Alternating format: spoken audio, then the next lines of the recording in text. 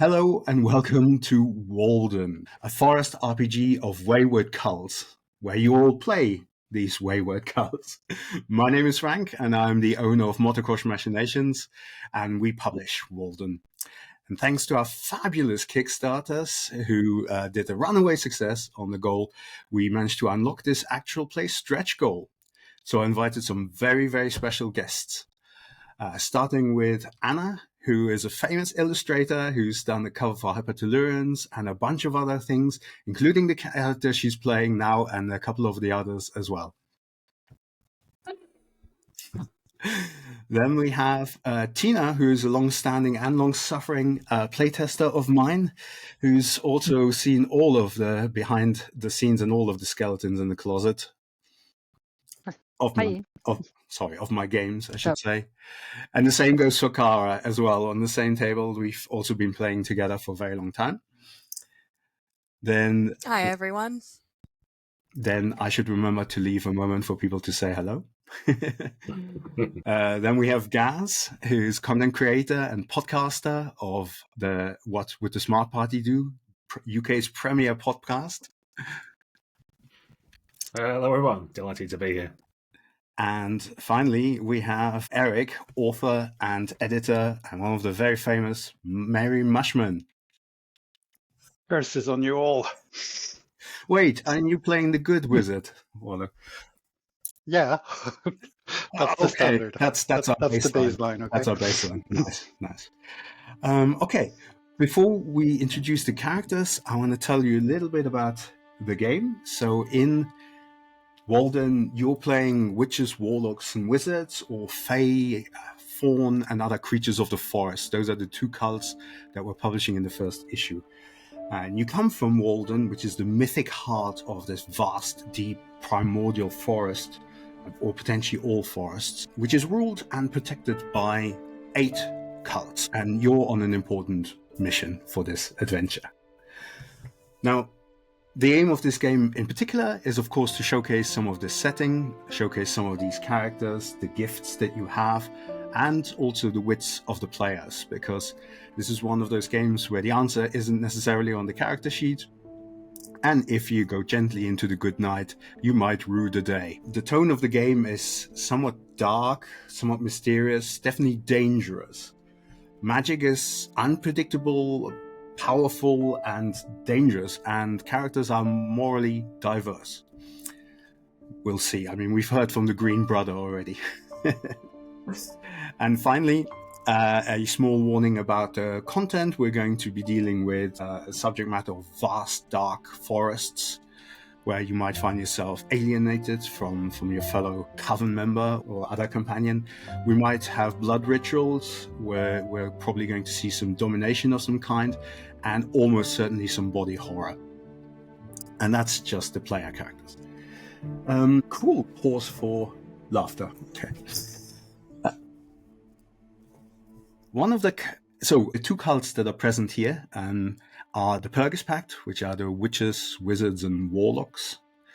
They pay obeisance to the spirits, whatever form they might take, and some of those are dark and devilish, and some of those are nice, but all of them require rituals to keep them happy.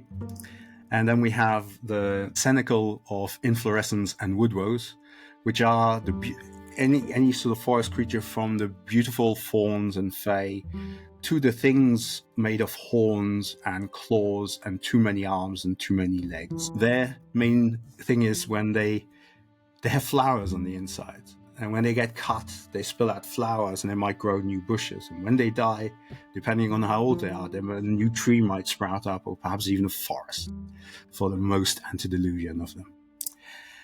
But another one of the cults is the ancient serpentine order of the Gormagons. And they carry this light of an ancient star inside of them.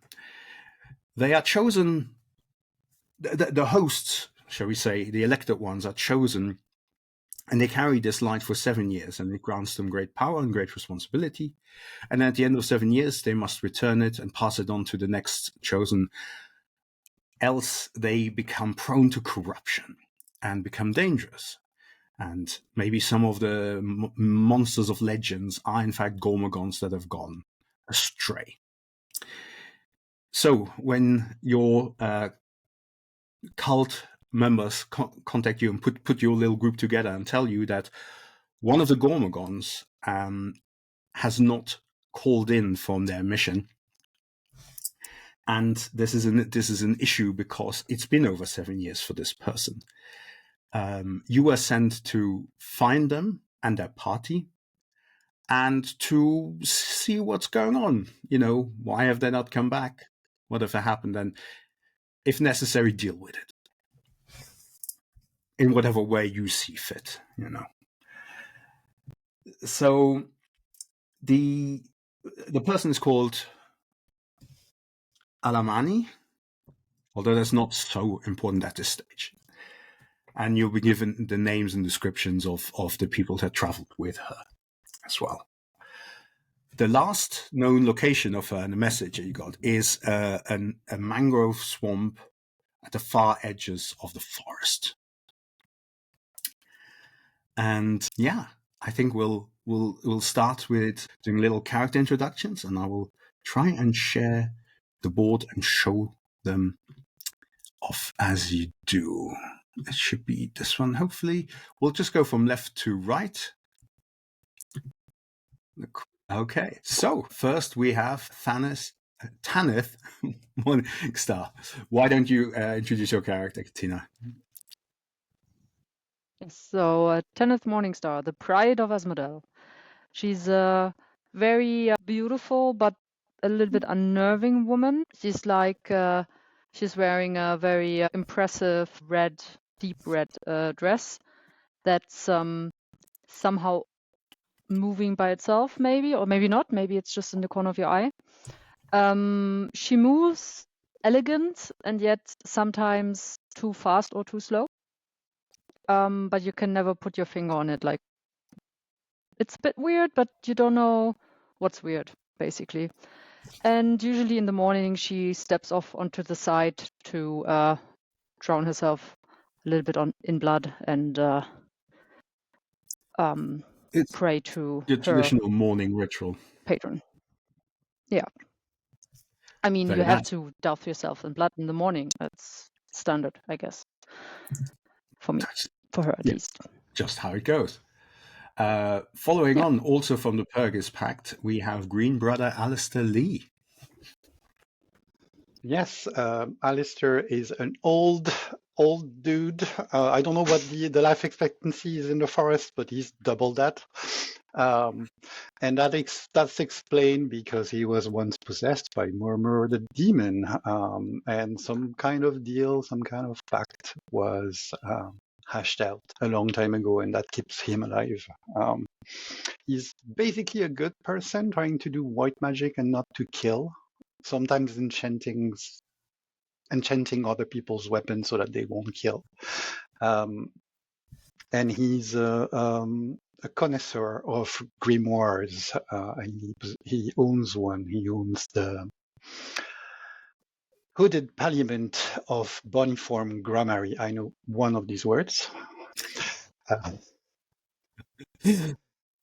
Which is a white magic, mostly grimoire.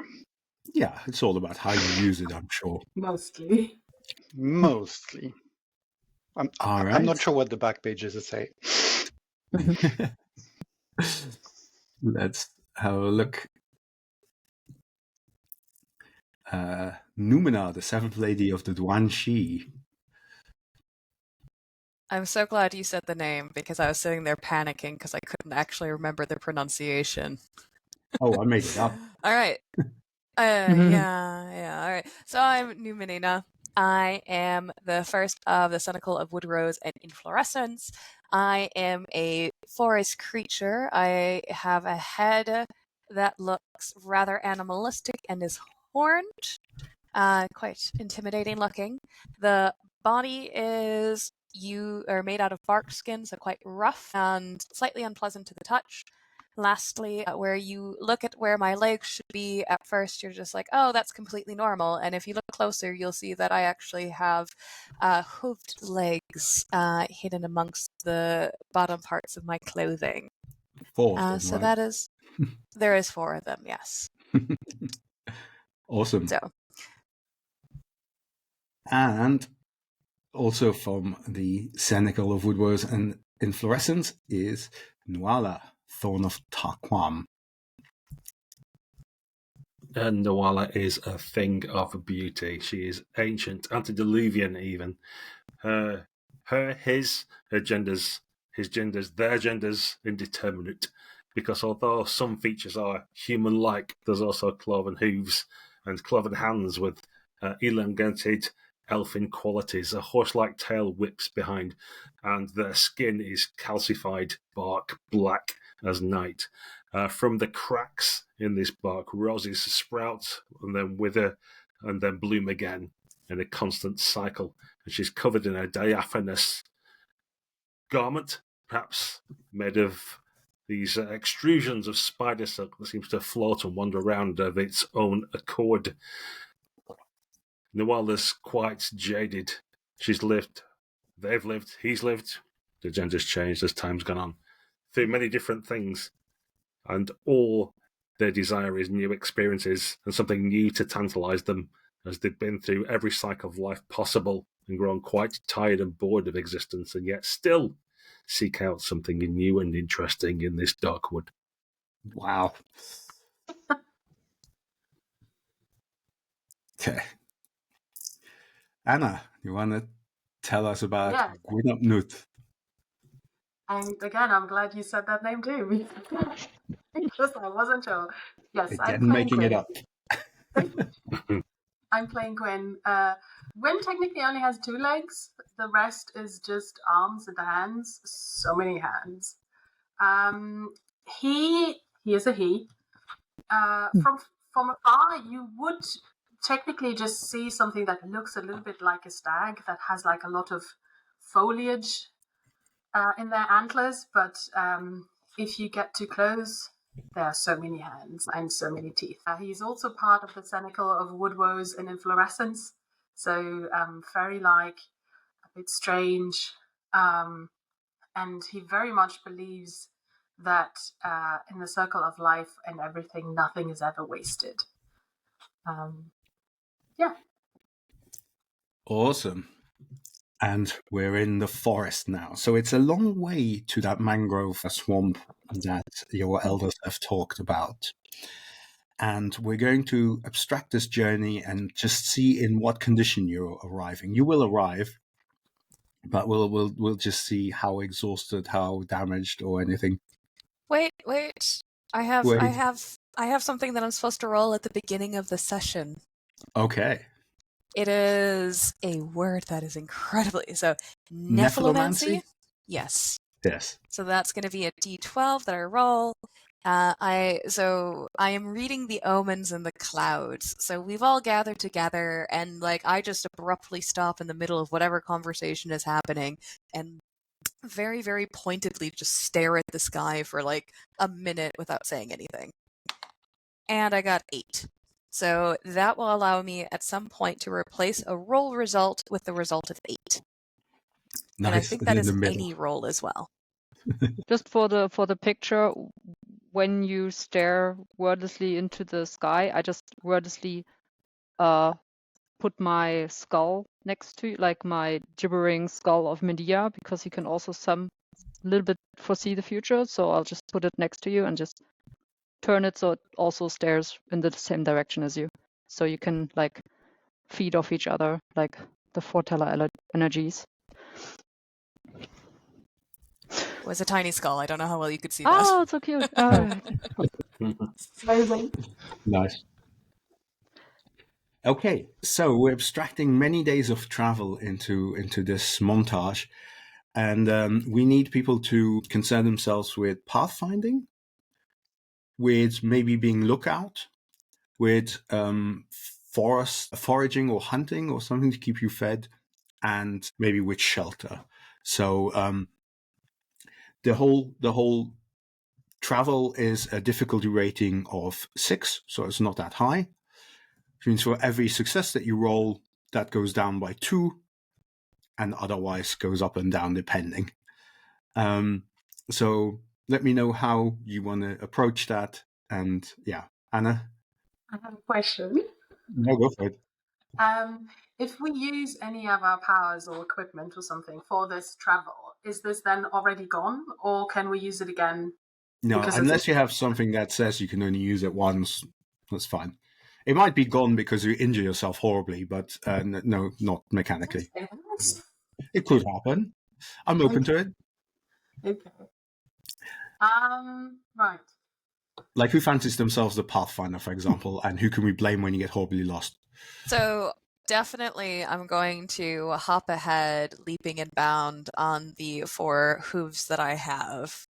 Very dramatically, like dashing legs, like long, elegant flanks, all of that, and basically just prance around really fast to get the lay of the land. So. Okay. I could help you, maybe, if you want. If you help me at some point, we will need to jump together to form some sort of configuration. Doesn't need to mean anything, but it has to be together, because that's the only way I understand the forest. That's fine. I will use one of my powers. I can grow mushrooms on myself, and they can do shit.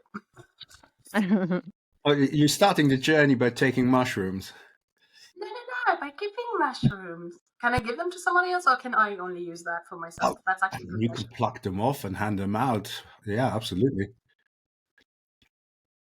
Oh, that's a really good roll. Okay. I would. Domina, would you like a mushroom? There you go. Yum, yum, yum. So, Cygosin Altered State, which gives you a +1 to ability of your choice for your pathfinding. And I have 3 other mushrooms. Nice. All right. I'm glad that Numina just ate that without asking. So to make a roll, and we'll start with this one as well. You always start with 1d12 for attempting the action. Then if you have a gift that can aid you in this, you can add a second one. If you have an external factor, an environmental factor, an advantage that you created, you can have a third. And if someone else is helping, you can get a fourth, and fourth is the maximum. And then you roll that, and in this case, we're looking at I would say an agility check, even because you're prancing around to get a higher ground and stuff. And that gives us, this is a large abstraction that gives us then an idea of how good your general scouting and finding the path is over the course of the days and stuff. All right, so I've got the one from me. I've got my agility to +5 then due to the mushrooms I've just consumed. Do I have 2 dice or 1 dice because she's helping me? Oh, no, she's helping you, so you get the second die. Do you have any other gift that could help with that? If not, that's fine. No, nothing. I don't see a problem with 2 dice. Yeah, you roll, you take the highest, and you add your agility score. Okay, first roll is a 12, and the second roll is an 8, so that's going to be a 17. Yeah, so 13 and above is a success, so this works perfectly well. You prance around, you find a way, no problem, no detours, no getting lost at this stage. Who's in charge of foraging or hunting or generally or otherwise supplying the party with stuff to eat? And I think I would usually take charge of this, meaning I point at places and tell people to go and fetch this. I see a dead rabbit over there. Bring it over. Because anything, as long as it's the right color. And then I use my Siberius Purity cantrip to make it delicious and also not poisonous or toxic in any way. This is a good segue, a quick segue, because you, as one of the Purgus Pact members, perform a ritual every day. What does your ritual look like? It's called Tabula Rasa, and it is a ritual that leaves me and everyone who wishes to participate among my brothers, sisters, and siblings of indiscriminate gender. Anyway, if you want to come with me, we find a puddle of water or a little stream. We get bare naked, so 90-year-old man, absolutely shamelessly waddling in the water. And I light white candles that I put on everyone's head before I light them. There's also incense, and then it's a long meditation. That is extremely boring, and you would swear that half the time I am dozing. I've been doing this for generations, basically, and I have an uncanny ability to sleep standing naked in the water. But at the end of this, everyone feels like the troubles of yesterday were never happened. Yes. Okay, so let's see how well you're doing overall. I would say this is a mind check. So once again, Okay. you start with a D12, and if you have from your gift, for example, the Siberius, or from the cantrip in this case, Siberius Purity, you could definitely add a second dice from that because you're not going to poison yourselves or anyone. And if you have anything else you want to add, or anyone who wants to help. Does anyone want Sister Tanith? I will say that because Gwyn already helped Numina, that there are still 3 things to cover. Oh yeah, true. So maybe I'll do it. I'll do that myself. It should be fine. I'll cheer you on anyway. I don't think I have time to brew a potion or anyone. So, and I roll an 11, so that's 15. Well, these are all extremely good rolls. Did you roll? Did you roll the second one as well, just to see if you got a critical? Because if you have doubles, I rolled a 12. Okay, so it's not a critical, but it's nevertheless. No. Yeah, you have no problem spotting the splendors that the forest has to offer, and then even if they're not so splendiferous anymore, and perhaps a little bit off, it doesn't matter because your cantrip makes them delicious. Okay, at this point, because you had 2 successes, the rating has gone down from 6 to 2. We actually only need 1 more success, so you can choose whether you do the shelter or what was the other thing we said? Security, I think. I would maybe try to secure the perimeter via who needs shelter? the We're air. in the forest. Yeah, it's fine. Like half of you are trees anyway, right? So it's fine. It's fine. Excuse me. Sorry. Will be. Sorry. No offense meant. That's fine. So yeah. You'll sleep at some point. That's fine. You'll sleep at some point. Not now. Yeah, no. I've got my patron to protect me. So yeah, I would try to scout ahead via the air with my witch's broom, and then maybe take. Obviously, I will take my gibbering skull of Medea with me, and he can scout also ahead. I mean, he talks a lot. He talks a lot of smack. Prone to babbling, right? But sometimes it's actually like he's actually really right about impending real imminent danger or something like that. So Can I help? Well, you've already helped though. Okay. So. By myself. You could go all in on this and with Nuala helping if you wanted, but forego the shelter aspect. I think when the pride of Asmodel identifies where there might be problems, that's when I unleash Clean Cladina's third form. This fitting spider silk dress I've got actually holds the Banshee Queen's rage, and I will direct that out into the forest with an ear-splitting scream that dismays, deafens, and destroys anything that might be out there lurking, crawling, or slithering in our direction. Yeah.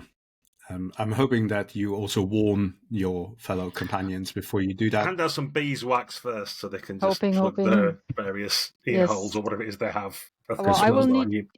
because I need to also cover the Medea skull also, so I don't get non-existing eardrums shattered. So Getting a headache when all you are is a skull is quite bad. it's like 100% of your body. Okay, it's really bad. So with the base activity being flying around, I would say this is also an agility check. You get the extra die from your gifts, the broom and the... although the broom is something you only use during the night, having danced the witching hour away. But then that's fine. Since night you scouting. eschew any kind of shelter anyway, you might as well just travel through the night. You need to sleep. So you get +1 from that and +1 from Nuala. Right. So got 3 by dice. itself, you're on 3. That's 10, a 6, and a 5. And with my agility, that's a 13. Okay, so that is also a success. So that actually meant that the whole journey here was not grueling for you at all, even though it took many days. You arrive well rested, healthy, perhaps still covered in blood from the morning ritual, or, being well rested from having had a standing cleansing ritual. You're on the ridge, and you've noticed over the last couple of days the forest has changed. It's gone. The deciduous trees are becoming sparser. The hills are becoming hillier, and you've been descending a little bit in general into like a valley of a kind. And so that morning, after you set off and crest the ridge, you see ahead of you finally the swamp. So there's a bit of a break between this forest and the swamp. It doesn't seem to be too watery from the looks of it, but it is covered in mangrove trees, and those are the ones with like lots of like finger-like roots that are largely above the ground and stuff. The one thing that's so at this rate is it is difficult to make out any landmarks, but there is one thing that does stand out.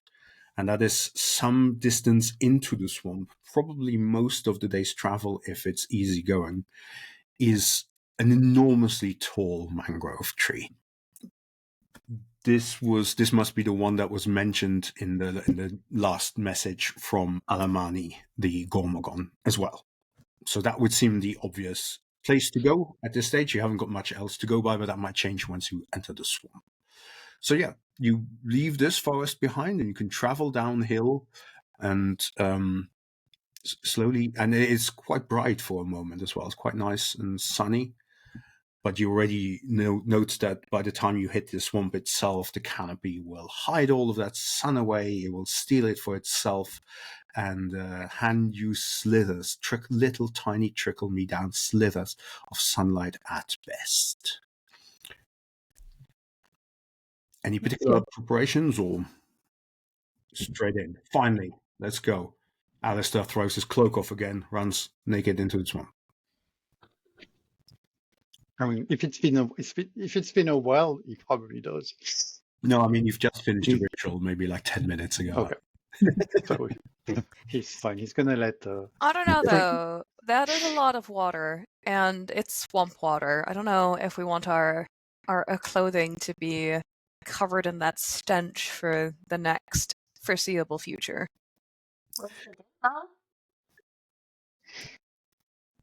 I mean, that depends. It's not pure water everywhere. There's plenty of dry ground from the looks of it as well. So that although you might meander a little, you can probably, at least for the time being, avoid having to dip. All right. Well, I like then, the vibe. Yeah. You like the vibe? Yeah, it's creepy. It's moody. I'm tired of walking already. Perhaps someone could carry me, especially if it's filthy. I mean, how heavy are you? Barely like a willow branch. Because, I mean, I have an expanse that could be ridden. If you would like to hop on. Expanse. Oh, yes. I feel like this is a call-out thing. I have an expanse that could be ridden. This is a. Mhm. Did I say whether this was a family-friendly game? I can't remember. I can't remember. Am I Well, allowed to? the word cult is included in the title, so I'm curious for which family would assume that for their children introducing them to a cult is a good idea. Adams. Just saying, all the religions are called cult in Warhammer, so precedent. I mean, Teneth bases herself in blood every morning. I don't know how family friendly that is. Who knows? Depends on the family, really. Yeah. True. Yeah. Let's not judge. Okay, so with Nuala riding Numenar's expanse, you head down into the swamp, and it's, as I mentioned, the floor, the earth is reasonably solid. It's not particularly swampy. Only when you get to the edges of the water looks shallow for the most part.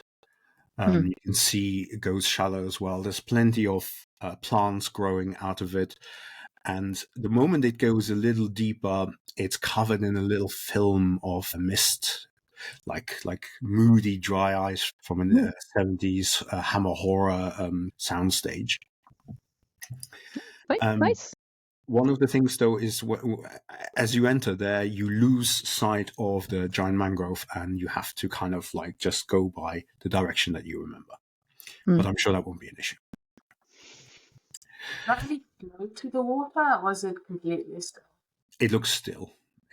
Yeah. Yeah. There's an odor to it that reinforces that stillness, that greenness, that yeah. Only Drink drink the it water. after I have blessed it. Speaking of smells, is there anything we noticed that would not be foresty, like smoke, or do we hear any noises? Yeah, now that you mention it, there is there's not smoke or anything like that, but you do hear lamentations from further into the swamp. Actually, maybe lamentations isn't the right word. There are sounds of splashing water and of wood being hit or crashed into. Not like an enormously massive boulder or anything like that, but perhaps of someone trundling through the water, or several people trundling through the water. Indeed, as you head perhaps towards the noise there, you notice that on the waters up ahead, slightly to the side, the mist that I was describing a moment ago that clings to it, here that mist itself is consumed by a greenish, toxic-looking mist from which you can almost see fumes going up, and they do not look healthy. But stumbling through that, and you can't quite see them properly from this distance, appear to be several people. They're sort of holding their heads. They stumble as if they can't see where they're going. They don't make any noise, any sounds, any vocalizations. But as they get a tiny bit closer, you notice that they're largely like holding their heads, and their heads seem to be made out of stone. The visage open in horror and terror, and then fully stone. In some cases, the shoulder as well, or an arm as well. And they're all like that. One of them is dragging a stone leg behind them. And they're splashing through the water, confused, angry, lashing out at one another, at whatever's nearby. Someone's throwing a fish out of the water. If we wait long enough, they'll die and we can consume them because nothing is ever wasted. No? Gwyn's not wrong. Are they wearing any clothes that would indicate where they come from? Yeah, I mean, they're wearing sort of villagers' clothes that don't look amiss here in the swamp. In fact, one of them has got a piece of wood sort of still strapped to his leg, and it's broken off a little bit. Like maybe he was on stilts, and now it's just one half broken still as he's sort of shuffling through. They look dangerous because of what they're doing, but you've spotted them from far. You can easily avoid them if you want to. Is this what must. happens when people get stoned? Do you have regrets about that mushroom? Because that was A days little ago. bit. I'm a little bit, but I'm pretty sure getting stoned and taking mushrooms are two different things. Getting mushroomed. Yeah, that's something different, right? I've got more. I grow them myself, from myself. All right. Well, these don't look like fun guys, I have to say. Yeah. Oh, you went there. I was wondering if that was coming. Checked. Should we give those poor souls some sort of assistance, or maybe a merciful death? They don't look that they would accept our assistance. I don't even know if they could hear us if we said anything. I mean, it looks like they've got heads of stone, and it doesn't look healthy. And in fact, coming a bit closer, you can see where, like, some of them, like one of them has ripped his shirt a little, and you can see this sort of petrification slowly spreading. It's only moments. Sorry. Huh? We could try asking them why they are this way. If somebody did this. Maybe. If they know Morse code. Is this just an excuse of if they act poorly for you to go and kill them? Me, I would never do that. I just wait. I can wait so long. So one other thing, now that they've come a little bit closer, and you'd think that they would by now be in range, that they would hear you and hear your discussion, but they don't seem to react to it in any way. But you do notice that several have bite marks in them, like from something quite large. In some cases, whole chunks have been taken out. Doesn't look like a human bite. It does not. No, it looks like some sort of beast, bigger than a human. We might want to ask them, because isn't the Gormagon we're looking for past the 7 years, and that's a bad thing for them? They turn beastly. Turned into a monster already. Yeah. Well, I can walk closer, so I can kind of. Didn't know that. Can we get one of them? Just one. I don't think we need all of them. Are you trying to sort of, I don't know, wrestle one aside, or what do you do? I was gonna say either wrestle one or try to get like one distracted so they pull away from the pact. How do I want to do this? That's the question, right? I could assist you.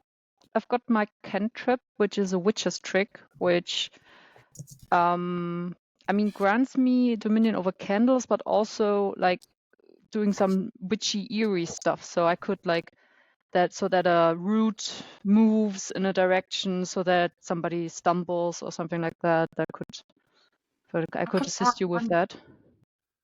I could grab them. I have so many hands. One of them can surely grab them. It's true, But you have very many hands.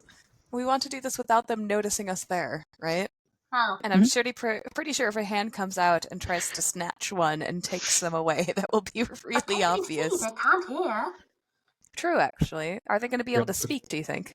In fact, one of them has fallen over now into the water and is not getting back up. Oh, okay. That's for me. He tries a couple of times, but the stone head is really heavy. Yeah, okay. Maybe Eric, we just use that one. Say something as well? No. But if there's one who's left behind, then that's our job cut out. Nothing's work cut ever out. wasted. Yeah, I mean, you can, if you wish, just let them I'll pass. walk forward and just kind of wait, like stand next to them and just wait and just look at my group as in, should I pick him up or should I just wait until he's dead and he's food maybe? Well, Outside. so is this right? So you're basically heading towards the one that just fell over and letting the others pass. Mm-hmm. Yeah, I thought he was in front of the others. Oh no, he was part of the group and just fell over, and the rest stumbled away. They're starting to spread out a bit as well, and you notice where they came from. That noxious green smoke has sort of largely dissipated now. when they go past, you still smell that smoke on them a little bit. It attacks the back of the throat. It's sort of an acrid smell. But yeah, you can pick one up on the ground if you want. He has stopped moving at this stage. I'll pick him up, and you see this kind of I walk on two hind legs. I have 2 forearms that are also legs because they have an elongated finger. And then I have a pair of actual arms, and then I have a row of hands that kind of just almost conveyor belt like just grows, seems to kind of like shark teeth. Apparently, when one hand breaks off or something, the others kind of just push past.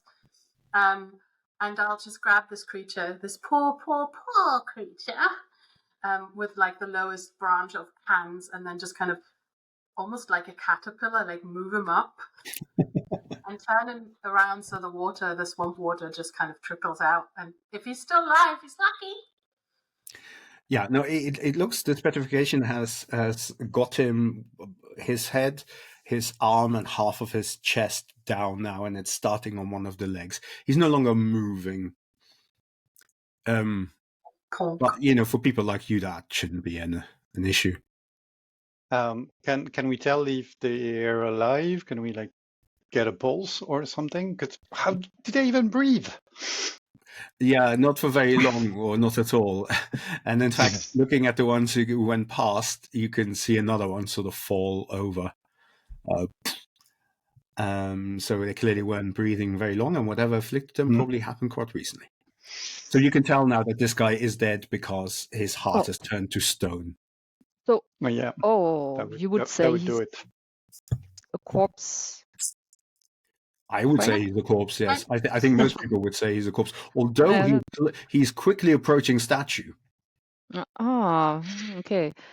If someone needs a heart of stone for a ritual or a potion, it's now or never, because the rest is petrifying around it. No, I'll take it then. You never know. You never know. Okay, I'm going to spend some time with my pocket knife, because I don't think I have a weapon beside my staff. Of the rib cage for you. Oh, thank you, dear. Thank you. You're very welcome. I start kind of gnawing on the bits that are not yet stone. Beautiful. Yeah, they're a bit stringy, little tough. That's fine. I've got getting tougher. Mastication progressively harder. As Nawal is so old and has seen many things, I want to try and I'll crane over from the immense girth on which I'm perched and have a look. And as the others interfere with this corpse in various ways, I want to try and discern if I can see something that I've seen before, whether I remember from hundreds of years ago or some other thing. Is a kind of a sort of pseudo investigation I can do by observing their interactions with this and see if the calcification spreads to them or if it speeds up when the body's dead or slows down or something else. I'll just make keen observations and see if there's anything to draw from it. Well, that's definitely going to work, but let's see how well. So I'd ask you for a mind roll for that. So once again, you start with 1, and if they have a gift that's appropriate, have a second one. And don't know if the normal girth height will really help with that, but No, I'm not expecting that to. But I've got a trait of mystery which I want to try and leverage because this is mysterious. Or I've also tried to hit the antediluvian and circle of life traits I've got. So I think I'm just about at least one of those. I think both of those are fine. So you have 3. Excellent stuff. Okay, so that might not be good enough. Rolled a 6 is my highest die. I've got a mind of 5, so 11. 11 is a partial success. So it's fine. I would say that you notice that, this is a form of petrification which you've encountered, heard of, whatever, in different ways. They're creatures, they're curses, they're spells. And it doesn't seem to be slowing down now that the corpse is dead. If anything, it's continuing its course. It will reach its inevitable stony conclusion. And luckily, it does not seem to be interfering with Gwyn and her eating, although he spat most of it out anyway.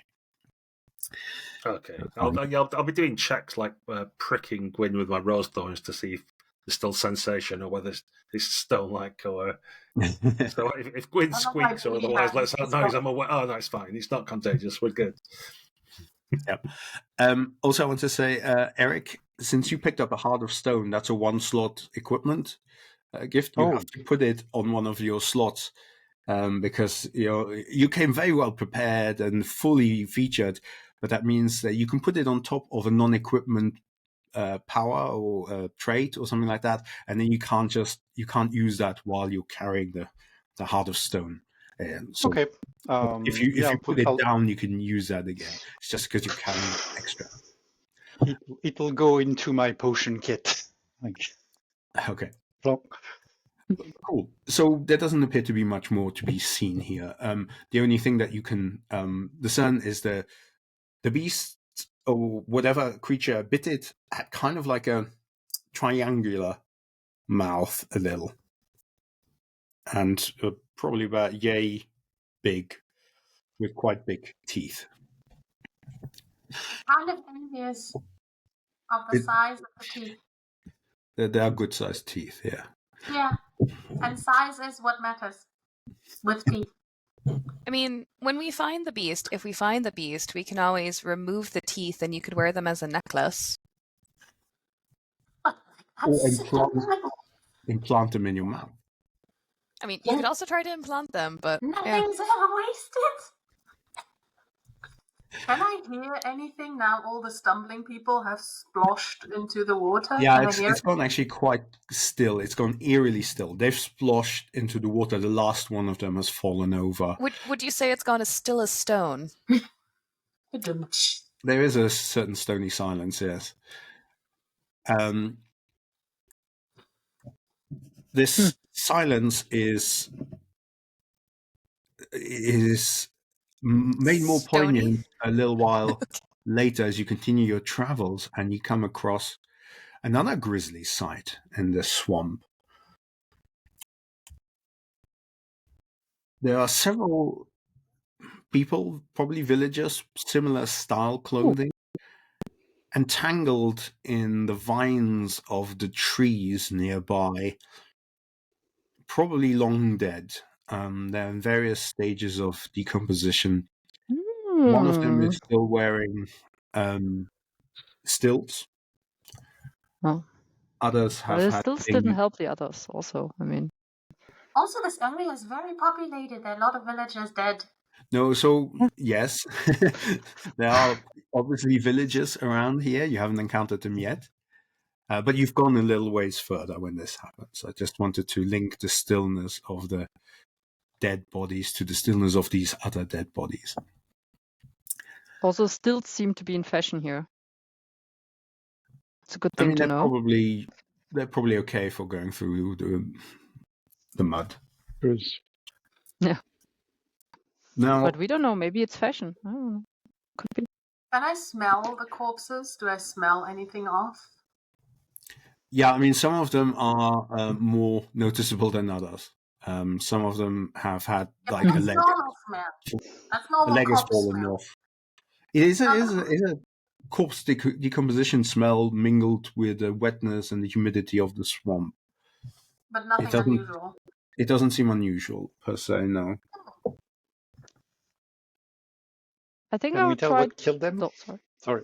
No. Go ahead. I'll try to find the least composted. I don't know. The least decomposed amount. Yeah, the least decomposed one, and try to reanimate it. So maybe we can also ask it some questions how it died. So, and also, it can be a companion also. So that's nice. All right, Tanith strides forth purposefully. And, someone else had another question, I believe. Yeah, I just wanted to know if there are any obvious signs of what killed them. Yeah, so because they're all hanging from these vines, some of them have their hands entangled in them, their leg. or both arms, and invariably also their necks. But Tanith notices this as well as she strode forward confidently, and from this weeping tree, a vine shoots out as you approach the least decomposed corpse, directly at your own exposed throat.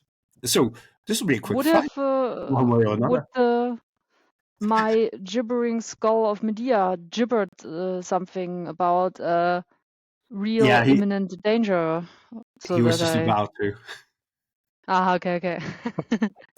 Obviously, sorry. I didn't want to be too useful the first time around. But yeah, so we'll go like into a combat type situation.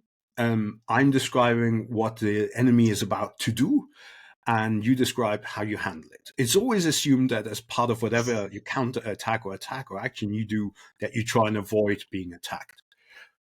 But we roll, and if it's a failure, the enemy's thing worked. If it's a success, your thing worked. And if it's a partial success, both worked.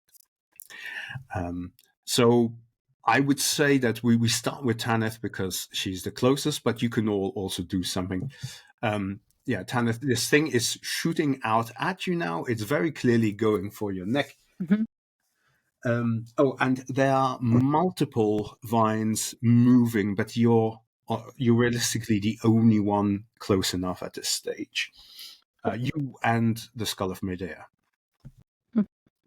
Yeah, but he's secure on my... I've got a holster for him, so secure. Skull holster, yeah. Don't we all? A skull holster, obviously, yeah. Or a hat, as some people call it.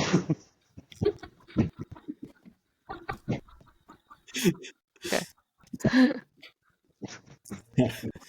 How does the Pride of Asmodel wish to deal with this? I want to try to levitate out of the danger zone with the help of my Devil's Harlot dress. Okay, that will only work if it's dramatic, right? You can only do dramatic levitation with that. Is that not dramatic enough in the swampy forest? While you have to do it in a dramatic way. Is what I'm saying. I have to do it in a dramatic way. You can't do it like. I will start a waltz, swishing the dress around, and then in one of the turns, I will lift off the ground. Okay. I would say. Now, I will say this because that you have to go quite far because the vines are reasonably long, so you have to do this quite quickly and stuff. And the vines are fast and shooting, so the difficulty is one higher than it would normally be. Means it takes one of your dice away for this. Can we help each other? Potentially, you are a bit further back, but what do you plan? How would you plan on help? And let us not forget that if you help someone and they fail the roll, you get affected by the failure result as well, which is fine. I wouldn't worry about it. Maybe I would like to. Oh, sorry. Oh, no. Go ahead. Like, if you want to put yourself in danger, be my guest. I have this power that I hope I can pronounce. Vembrace something. Embraceablest. Oh yes, that one. I can basically the fibers of my forearm turn into a bow, and I would like to crossbow-like weapon, so a bow. I would like to shoot the vine to maybe veer it off course, or I don't know, splinter it off altogether. That wouldn't be so much just helping Tanith as your action. That would just be shooting it with this. Okay, I wanted to do the specific line that's shooting for her, but yeah, it could help. But I think she's closest. We'll still have to see how she's doing. One day then. Could I have been close enough? Because I was looking at the wounds, and I was actually going to suggest that you do not necroanimate that fellow, but that fellow over there who looks jollier and probably would know more jokes. So if I were to be close enough, I could just hit the tentacle with my hygiene staff. Yeah, and we can get to all of those hitting ones. Or just so that it, like, to deflect it. Mm-hmm. That's what I meant. I would like to use my forest appearance to persuade the tree to try to stop. So when it goes for Tanith's neck, I leaped forward. Nuala, you can stay on my back or you can elegantly get off before I do the leap. And yell, stop. So. Which may or may not help Tanith. I have no idea if it'll have an effect on the tree. Well, we find out, but at the very least, Right. Numina and Nuala are now also in the target zone for this first roll by Tanith, and the other two might then attack. Please.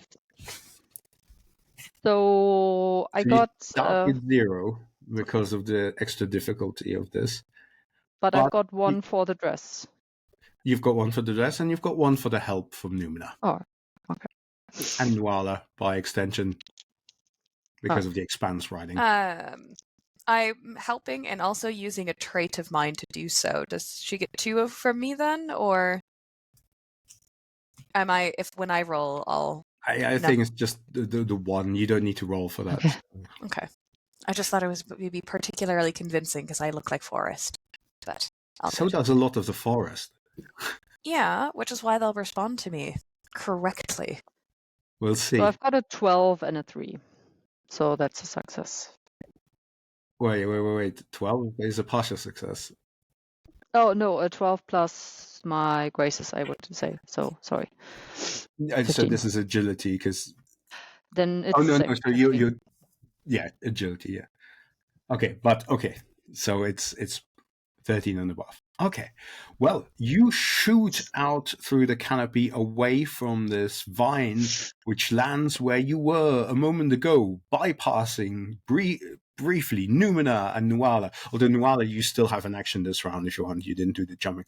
And now Gwyn and Alistair can whack it if they want.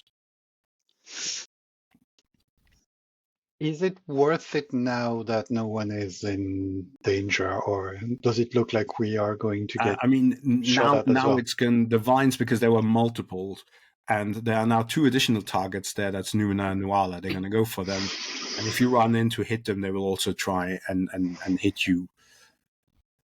But if you want a corpse, we need to get close. Sure, we do want a corpse. Yeah, I will whack it with my staff. So would that be 2 dice because I'm using a piece of equipment? Yeah, if you've got a relevant one. Yeah, you're not at a -1 because you weren't initially affected by that. So yeah. Also, I'm thinking that my conviction that the spirits I serve protect me, would let me stumble in on my feeble legs and stand next to this tree and just bad tree, wonk it. Bad tree. Yeah, that's fair. Okay.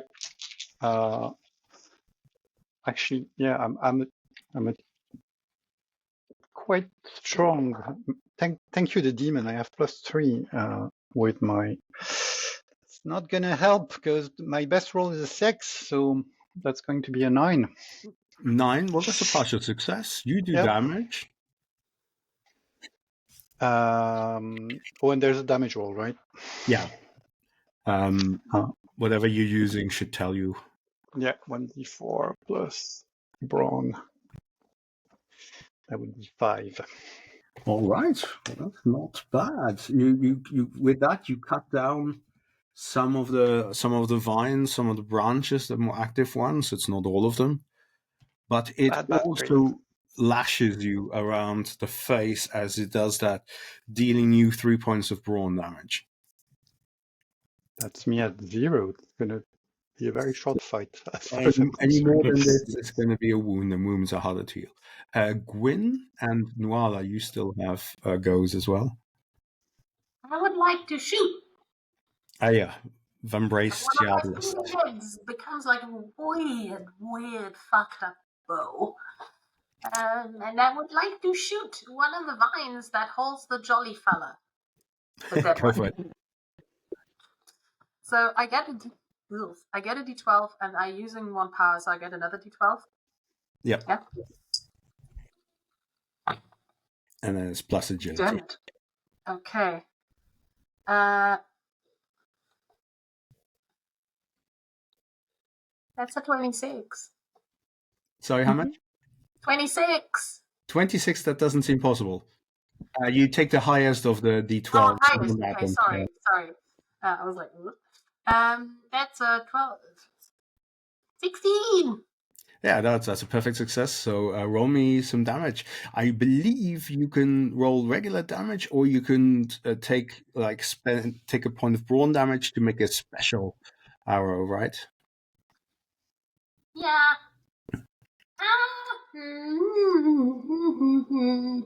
I mean, it's a big tree. It's not going to go down from a small whack. All right. I'll whack it hard. Okay. Jesus, these dice. Okay. That's the 8 plus agility. 12. 12? 12 points. I rolled an 8, and I have agility. That's 4. Right? Is that correct? Okay. So, and you take a point of brawn damage for that, I believe. Yeah. Yeah. However, Worth it. Oh. If trees, especially weeping trees, giant weeping murderous vine trees, had a heart, then you struck it. You struck it well and truly. And with multiple single thuds, all of the bodies in their various stages, and a couple of splashes, actually, because they fall to the ground, and the tree kind of splits in half.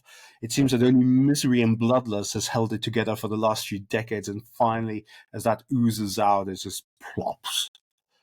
So, Frank, you really don't need to describe me during the course of these games. Held together by misery and bloodlust. It feels really like a personal attack there. Sorry. I'm just going for personal experience. Okay. Could I, as my action, just for a bit of flavour, I've got a rose whip, so what I'd like to do is, as the tree's sundering apart, I'd like to just capture the jolly fellow with my whip and drag him aboard this expanse on the back of Numina as well, so we've got him out of the muck.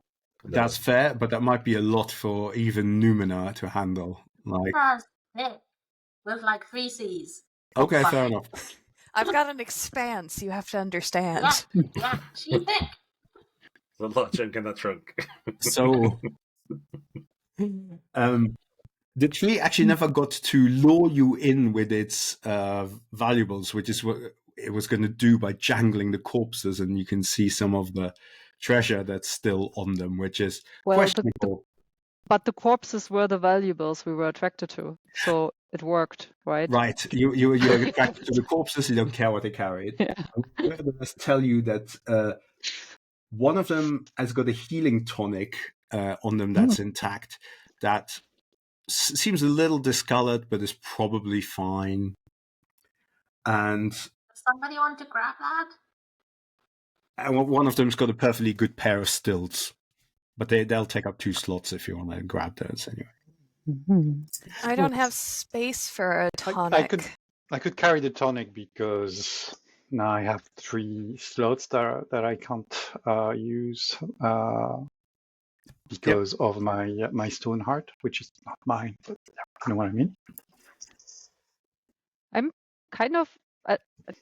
Tennis is kind of convinced that this is like the fashion, and like you're supposed to wear stilts here. It's like everybody's wearing stilts. I might actually take the stilts and sacrifice my sensuality for it momentarily, because being sensual on stilts is probably hard also. That would do it. Yeah. So you're not just carrying them; you're putting them on. I'm definitely putting them on. Yeah. They're not super tall, right? Yeah. They're like 50 to 100 centimeters thereabouts, just enough to stride around shallow waters without getting your boots wet. Nice. Of course, you can also stride on land and be taller than everyone. Looking around. I also wanted to mark. We already have a heart of stone. You talked about a heart of tree. Is there a tree heart somewhere that we can add to our collection? Well, this was a metaphysical tree heart, but there's probably some knot there that looks convincingly like I would say like a vital organ of wood. I will carry that as well into the cauldron. Into the cauldron. Nice. Is there some ooze still left of the tree? Oh, I'm sure there's some sap. Some sad sap. Some sad vitriolic sap. How vitriolic? I'll just lick it. Lick it anyway. Nothing is ever wasted. Yeah, that's fair. You can really taste the hate for life on that sap. I should want to do a really good Skeksis, but I can't. The killer vine, the tree, the murderous sap, vitriolic sap, is all behind you as you head deeper into the swamp. Well, didn't we want to reanimate the jolly fella? Oh, though, my mistake. right? Yes. I mean, you say reanimate, instead of with some profane semblance of life. Yeah. Yes. Yeah.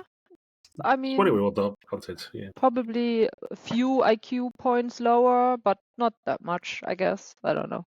You interestingly, you hear your skull babble a little. It says something long and contrived, and then something about cannibal. Cannibal. Oh. Yeah. Nothing's ever wasted. Yeah, I mean, Maybe friend of wind. Cannibals are not bad people, right? I don't know. They don't have to be, I suppose. I don't know. Yeah. Sometimes it's a sign of respect.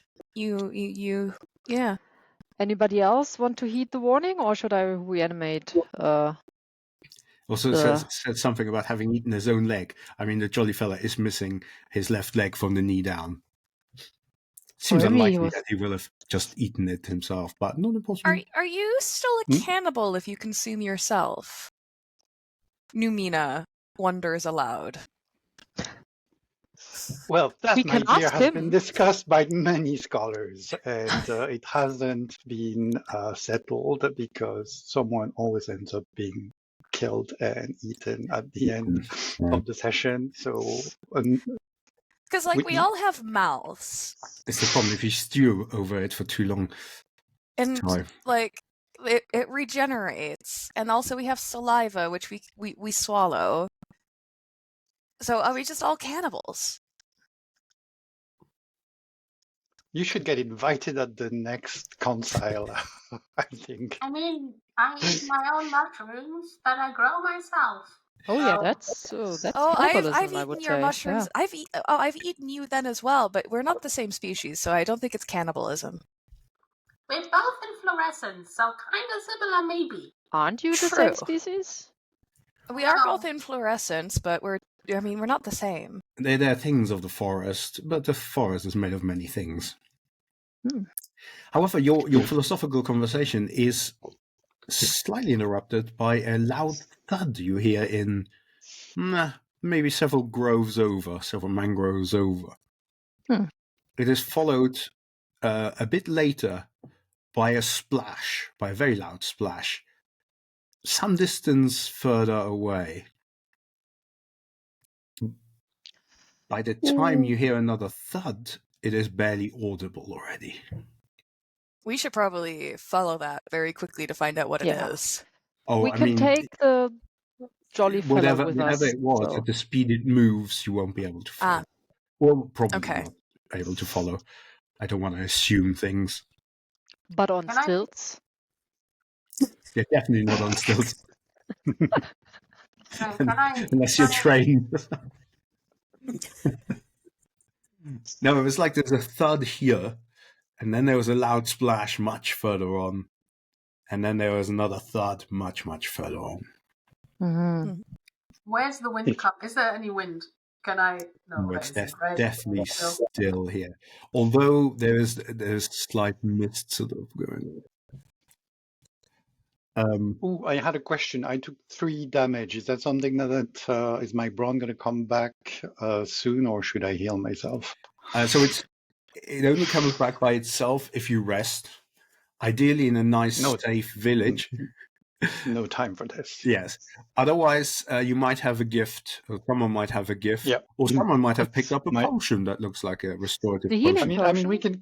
Healing tonic? I have the healing tonic. I'm going to put it Can you in help my me? belt in a very obvious way, in case I fall down and someone needs healing.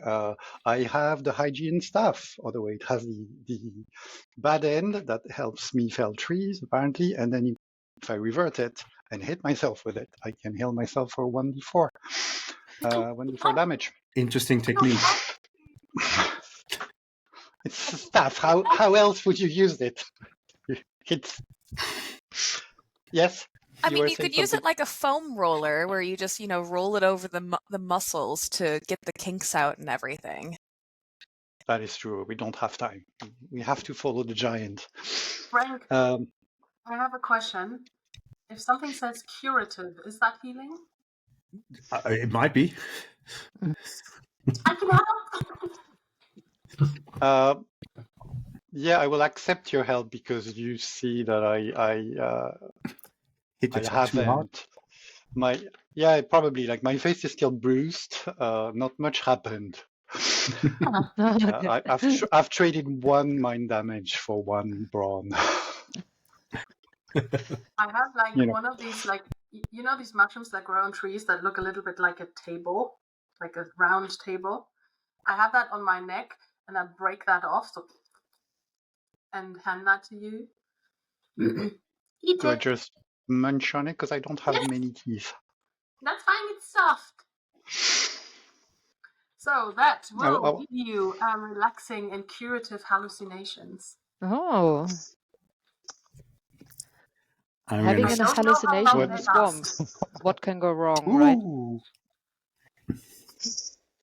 Ooh. I think she said hallucinations in the swamp or something like that. yeah, I'm sure we'll I be think fine. so. I mean, you've been there, you've done that. No, So fine. you find that quite relaxing, and that'll heal up to 2 points of damage. All right, that's exactly what I needed. Yeah, I'm probably going to be wandering when we go one direction. I'm probably be going to follow invisible Yeah. fairies that I see. One of my very As long as people arms keep is an just eye gonna on me. grab you Yeah. and just kind of very gently. Meanwhile, Tanith is like floating above the canopies because hasn't she done a dramatic levitate? Yeah. And she's just Yeah. She's just gone a dramatically little bit too levitating far. out of all of your vision, apparently. Because do you try and follow the direction of those loud thuds? Or the direction where you think you remember the tree went? I was about to say, was. do we still remember where the tree is approximately? You've meandered a bit, but between you've got some idea.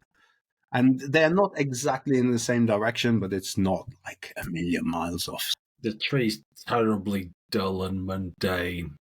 Let's follow the sounds of excitement. Maybe there's something I've never seen before in this dark forest. It could As you happen, wish, Nuala. finally. And she leaps off in that direction.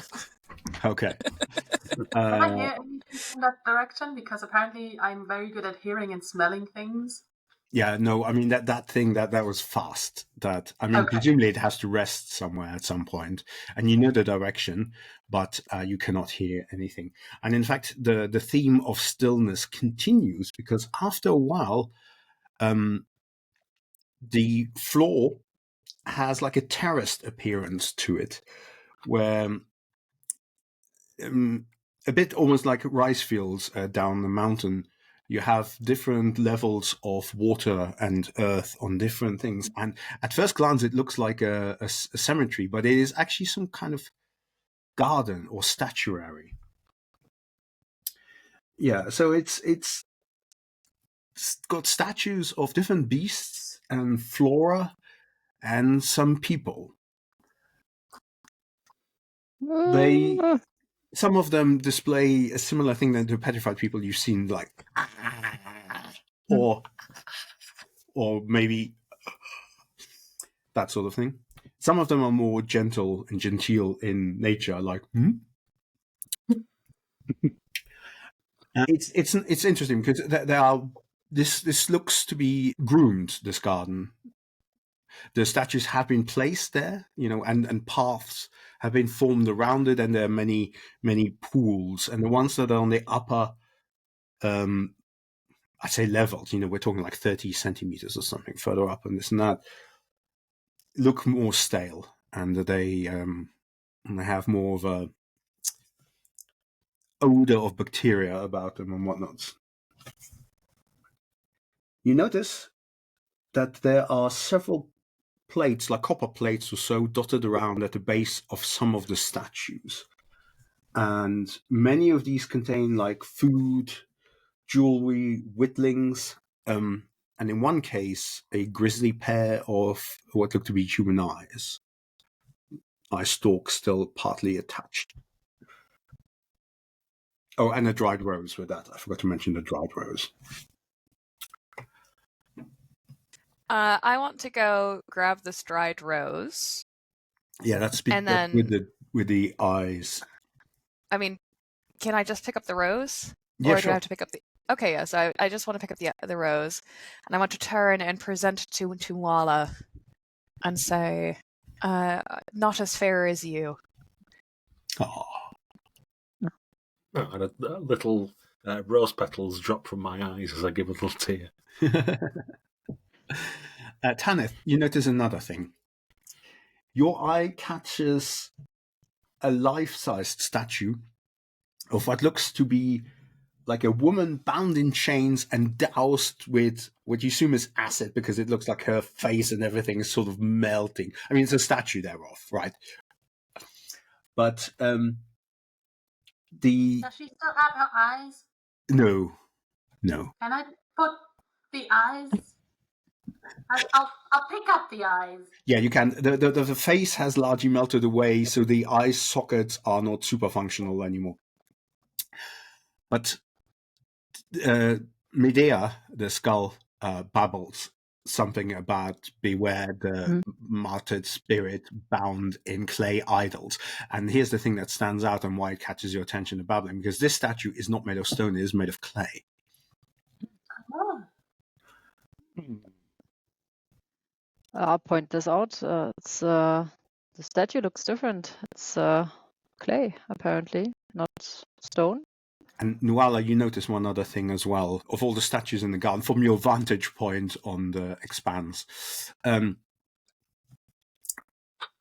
several of these statues look extremely lifelike. A lot of them look more amateurish. Okay, I'm going to get Namina to carry around in a jaunt around the garden then. And I shall shower the ones that look like they've been manufactured with petals to give everybody an indication as to which ones are perhaps people that were and which ones are created objects, to see if there's any sort of sense of pattern or anything like that amongst them, or if there's any reaction from them at all. Yeah. Do you want me to back hoof any of them? I mean, let me just describe one thing before we get to the back hoofing. As you're trotting around, you notice that the paths, though they meander, they have some purpose to them. And when you get to the ones further up, you spot the base of the enormous mangrove tree. And it catches your eye because there is a massive toad statue at the base of it. It has its mouth wide open in terror or something, I don't know. But it's like, and it's this massive bloated toad statue, like the size of 4 horses or something. Oh, it is near the whole mangrove is on an islet or something, as in it's surrounded by water and you can't directly go over it, and the water has a very acrid smell to it, which will probably be more pronounced the closer you get. But into the mouth of the toad there's darkness, and it's perhaps a little perhaps it's an entrance. And this garden kind of leads to it a little bit in some fashion. Now back to the hoofing, to the back hoofing. I think it would be terribly amusing for you to back hoof one of these statues into the open mouth of the toad. Okay. Yeah, that's a challenge. I mean, the statues are made of stone, and back hoof them a fair distance. We're talking like 15 meters or so across the waters into the toad. It's not impossible, of course. I'm just saying it's a challenge. There's nothing Numina can't do. He's got thick thighs. Is that buckling gonna throw you off though? I wouldn't have Or thought bucking. so. No, I'd okay. come wrap my rose whip around her neck to get a good purchase and stay on. This is going places. I told you there was going to be Numina themes of domination in this. is completely okay with this. There's no problem here. She has bark skin, so anyways, so any damage I get is reduced by 1 before it's applied. So there's a high chance I wouldn't even feel most of it. So Yeah, Nuala, you have to be rough with her. I try my best with my brawn of 1. I'm really struggling.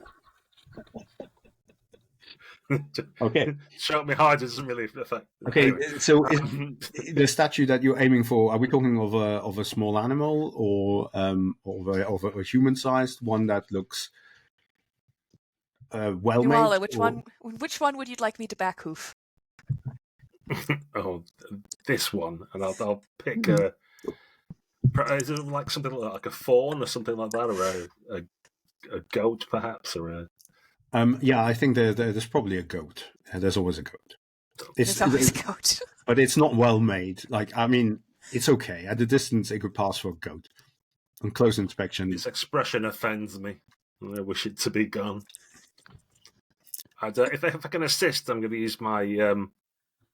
What am I going to use? Well, I'm going to generally use my raw intellect, but use my to try and guess the arc.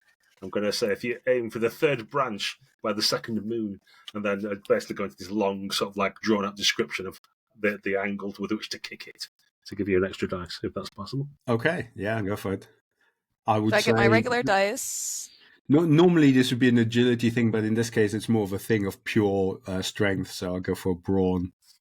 Agility would be better for me, but Which I'm sure it would. all right. So I've got I've got the dice for the action. I've got the extra dice from Nuala. I'm also using my peculiar Paragine protuberances, which is the ability that gives me the back hooving or the hooves that are in the back. So that's 3. So just before you roll, 3, chances are pretty good, but you are ramming stone. There is the downside of if this doesn't go well, there might be an ouchie in it. Okay, that is fine. And also, it's hilarious to call it an ouchie. I want All to right, let me downplay roll. it in case it's really bad. It's okay. Broken. All right, so Broken expanse. all right, the first one's a 1. Second one's an 11, and third one is a 2. 11 though is going to be plus my brawn. Is You have a brawn of 2. 14. Ah, yes. Oh, yes. that's So you have to really good. put your back into it, as it were. And you launch this thing directly into the mouth of this stone toad thing, which looks rather realistic, that one, although it's further away. So you cut it. And it clangs further than you'd expect. Like, it sounds like it's clanging down some steps. This is followed by outrage. There's you hear the scream of a man crushed. Oh, Which is going to set the tone of this next interaction to an extent.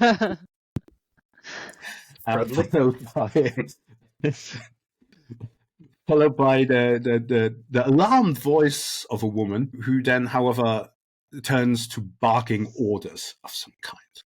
Now, just before we get to that, those who are by the clay idol that was potentially possessed by a martyred spirit or something like that, do you want to do something with that regards? I think we're having an eye on it. Haha, or 2 eyes that we have extra. Yeah, one of them flops down a bit because of the eye socket is melted too much. It doesn't look like it could be an actual person encased in clay, right?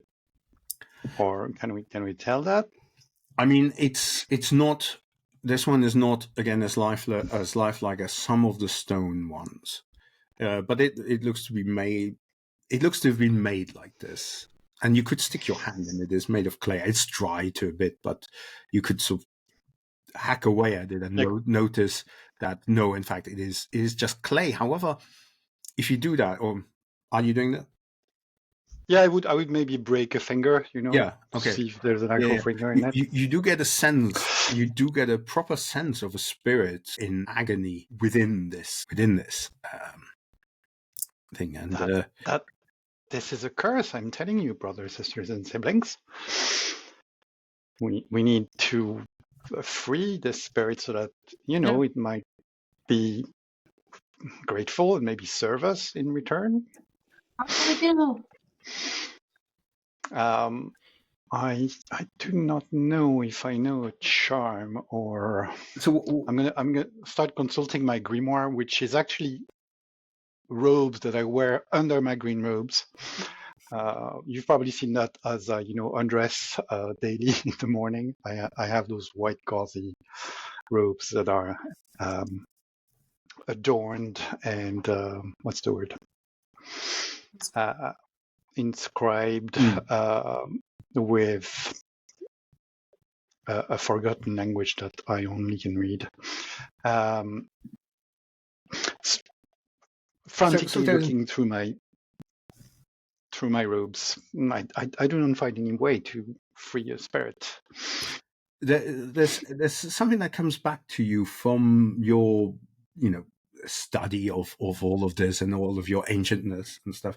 There's a particular passage that you read once in a grimoire that you remember. It says, "But a whole wrath of the populace and governor and soldiers was aroused exceedingly against Sanctus, the burgomeister of Valtese, and Maturus, a late convert, yet a noble combatant, and against Attalus, a native of Sonus, where he had always been a pillar and foundation, and Blandina, through whom our judge the sun showed that things which appear mean and obscure and despicable to men are with good, and of great glory, through love toward our judge, manifested in power, and not boasting in appearance." And then you remember that probably doesn't mean a lot. But it came from a book called Blessed Are the Martyred Saints, which contained a ritual called "Clay, take upon thyself the mantle of this saint," where you would make an idol of a spirit, and you would bind the spirit in that idol, and in turn it would confer upon the ritualist some kind of protection or something that was related to its martyrdom, its death. So it would be some kind of protection measure that someone has installed here. Yeah. And this, going by the fact that it's melting, you would think that there was some acid or something involved in the, let's call it, martyrdom or slaughter.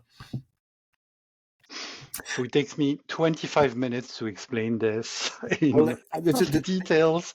There's a blackboard, and this comes to you as on the from the toad mouth, from the open toad mouth emerges, and this is visible largely to Numina and Nuala, who are the closest there, and anyone else. I mean, none of you are far away, but emerges several quite well-built men who are wearing blindfolds over their eyes, although one of them seems to have dried blood caked underneath it coming from the eyes. They're sort of scrambling out of the mouth by touch alone. they've got leather collars on, and they all go behind like a leash, forming into. Do I have a description? Where's the description? Blah, blah, blah. Yes, a woman moving elegantly with a scarf over her own eyes and over part of her giant hair, her black hair, among which you think you spot snakes. And they fall down, and she's wearing a pulchritinous golden gown, the likes of which you'd expect a queen to wear. And in fact, she seems annoyed at something. Who knows what? You can never tell with queens. Right, maybe it's a statue thrown into a place, or maybe it's something else. I don't know. Who knows? Yeah, and she's casting her eyes. Well, no, she's not casting her eyes about. She's wearing blindfold, but she's swishing her head about, and you can see sort of the snakes sort of move in that, and the other ones are probing, and she warns, says, "Worms, keep your eyes closed." And then she kind of reaches out as almost if to touch the one that thinks, "Not you. You're fine." And then she removes the scarf a little bit, and you can see bright blue. Eyes are closed. Sorry? Eyes closed. Sorry, I would close my Tanith. eyes. Okay. Yeah. Anyone else? Anyone not closing their eyes? I'll take the eyes from the statue and hold it in front of mine. This is a good call.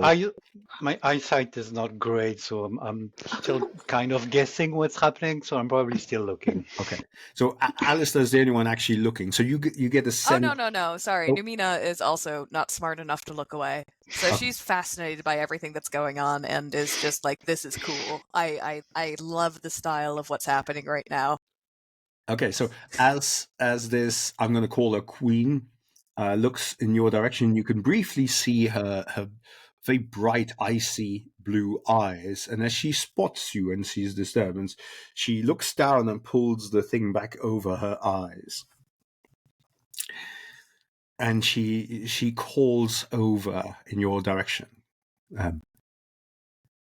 You, who are you to deface my garden? You are in the presence of Queen Thastra, and this is my domain. The blokes are kind of groveling at her feet.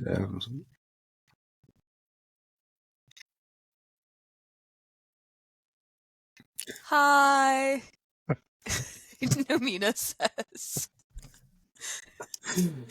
You're very pretty.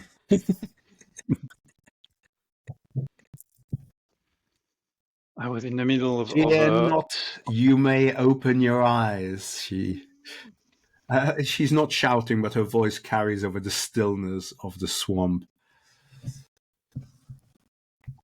I'm already wearing one queen's dress, but I'll be sort of whispering to Namina, going, "Is that dress better? Should I take that one?"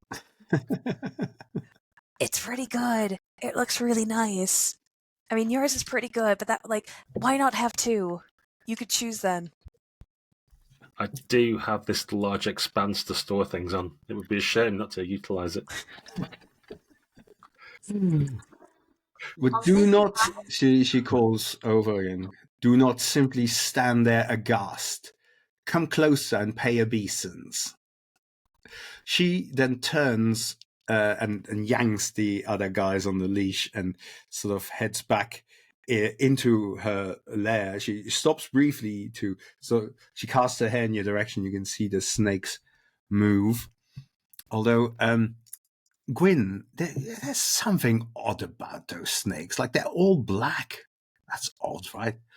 And then, with a body language of, well, paying obeisance means coming down into my throne room or something like that. She steps in.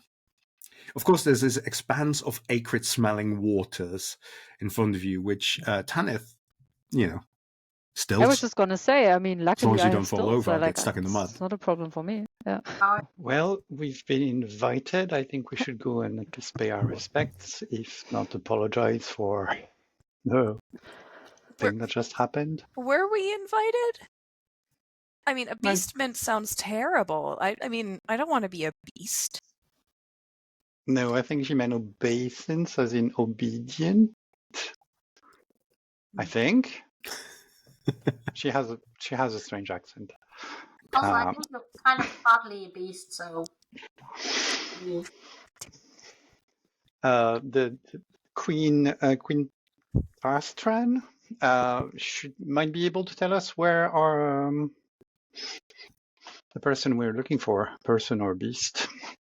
Yeah. So let's Oh, go see what I she still knows. have the eyes in front of my eyes, so I take them away and just put them on my on like And some of the implants. Yeah. oh no.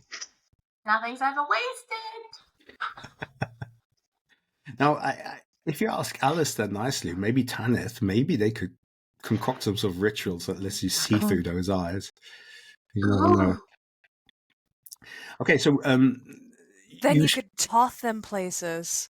Oh my god. the only thing is, as you step into the shallow waters, you notice quite early on that it burns the skin, it burns the clothes and the boots as well, and the hooves. Ooh, It appears to be acidic in nature.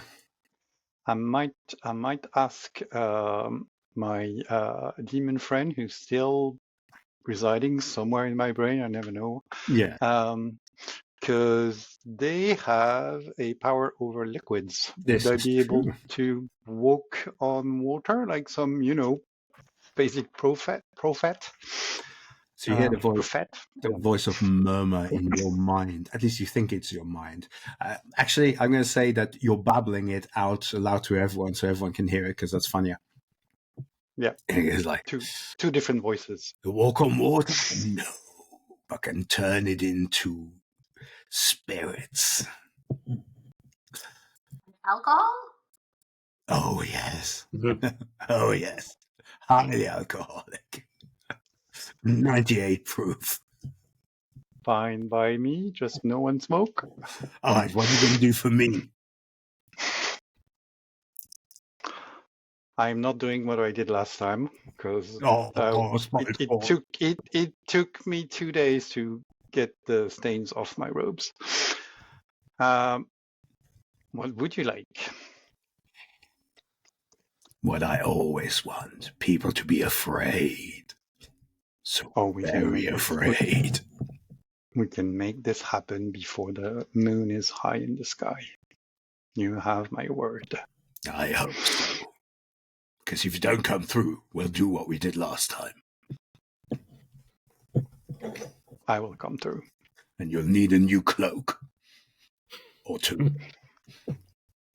I really need to find someone. Fine. Yeah, someone to watch All my right. clothes. Listen, in order to do this, you need to take off your boot, make a small incision in one of your toes. I don't mind which one, but I suggest the small right pinky. No, pinky is not the name of a toe. The little one, you know what I mean. I know, I haven't had toes in a while. And dip it into the acid. Leave it for good 7-8 seconds until it really hurts. That doesn't sound very pleasant, but I know of your power, Murmur, and I will do it. Except I don't think I can bend this far to actually reach my toe, so I'm going to give my knife to someone.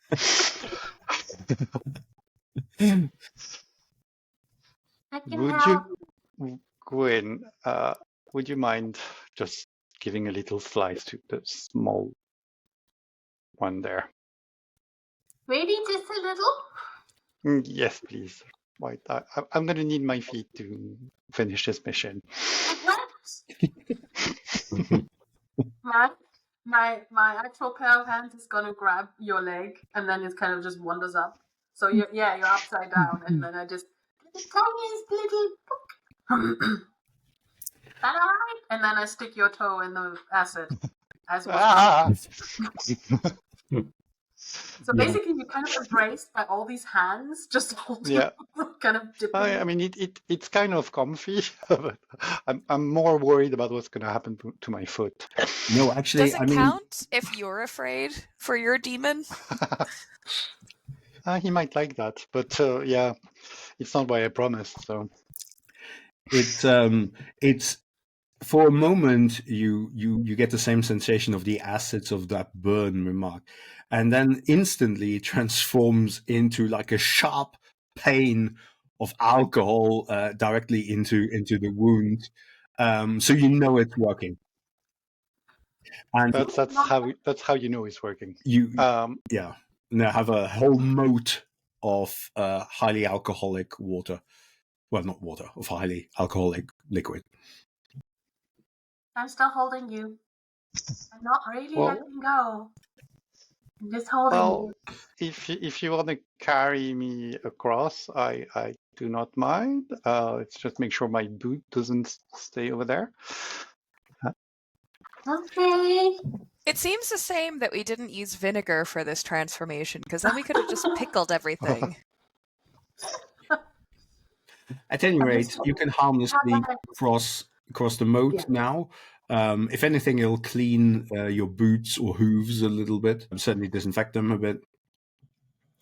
And you can see in the open mouth of the toad itself, there is no, got that. Oh yeah. Alistair, how long does that spell last? Pardon? Forever? How long does that spell last? Forever? Which spell? The spirit spell. Oh, I mean, murmurs turned acid into liquid, into spirits. So it's just a thing. I mean, there may be consequences if not enough fear is produced, but we'll get to that. That'll be another story. When we set the whole fucking place inside, people are going to be afraid. And so you walked over, and you're in the mouth of the toad, wherein you see two petrified statues. Well, petrified statues. One, a human, a villager, very lifelike. In the throes of terror, you can feel a certain sense of satisfaction there from murmur in your head, because there's definitely fear involved. The other one is more unusual. It is some sort of anthropomorphic toad. It has big, giant toad-like mouth, nice hat, spindly arms, fairly large torso, thick thighs as well. This one, and then spindly, tiny legs at the bottom, though. It is also carrying some sort of flute or something. It's also all turned to stone. And then there's some debris of a broken statue at the back. Most of it seem to have fallen down the stairs that lead further into the hole, from which there emerges light, multiple sources of light you can make out from just looking at it. There's the flickering light of torches, but there is a nice, steady, warm, bright light that feels old and ancient and warm and powerful. Who's going in first? I'm not in control of where I'm going at the moment. I'm just hugging you so tight. Things getting tighter. I'll give the Hugger, but not anymore. I'll give the Newman and Nuala gracefully trot down the stairs. There's a small complex down there. It opens up directly into a large throne room, which I'll describe in a second. But off from that, there are a couple of extra passages, what looks to be perhaps private chambers because of the silken drapes across it. They make it look like it would be a nice place to hang. And another one that has a very sturdy looking door that is actually made of metal. But in the main throne room is a throne made of stone, sticks, and mud, beautifully carved, upon which is draped Queen Thastria with her blind and blindfolded hunks sort of on the side. You notice now in the dark that she is like literally glowing through her skin and stuff. She's glowing. She does not match the description of Alamina, by the way. On the other hand, there's a cage in the corner next to the throne, where there's a very weak-looking woman, somewhat shriveled almost, if not in physical appearance, then at the very least in spirit. Basically, that is Alamina. She is in that cage, and I think maybe one of the other guys who's draped around the throne room here also matches the description of her former party. And she's looking at you. Her head is facing you in an expectant way. She's still wearing the thing, although you can see her glow emanating through it a little, especially here in the dark. You can see her eyes open underneath the veil as well. And more you think, sorry, not you think, but you might assume that her gaze is not as dangerous as it looks. However, the glow is real. How do you approach her? Well, I'm wearing the gown of a queen, it has been said, so I feel I'm at least of equal stature, and I'm older, so probably she should be paying me obeisance, actually, when it comes down to it. So I shall announce this in florid terms as Numina trots around her court, and I'm sat proudly, blossoming roses at this point, because I'm in full prideful moment, and casting petals behind me. So you should bow down before me. Who the hell do you think you are? This tomb, which you call the throne room? Why, we've seen better, haven't we, Numina? There's barely any chance to roam around. I'm really tempted to have pokey. Numinimus neigh in response, but that would not be appropriate. Okay. But she does. But yes, she nods enthusiastically to this. So I think this would be another great example to use the extended challenge, which is essentially much like the travel montage. We're looking at a certain difficulty rating. We're setting a goal, a difficulty rating, and but then you can all individually describe how you're doing this. I think this is one great example. But what is the goal? What is it that you're trying to get out of her? So the things that you've learned, of course, there is your Gormagon. She no longer has the light. So yeah, I'm basically trying to outwit her by acting proud, haughty, and aloof. I'm going to try and elicit from her secrets and what she knows by claiming that she doesn't know anything and that sort of thing. But if we're thinking on a slightly bigger scale, because you're supposed to bring home the Gormagon or deal with her and stuff, now that the light is out of her, the light needs to be, well, ideally surrendered, right? Do we want to invite her to Wolden? You could also do that. That would be another way you could go about it. Because if we want to threaten her, we have a hell of a leverage with her moat, which is made of 90% alcohol. So that's another option.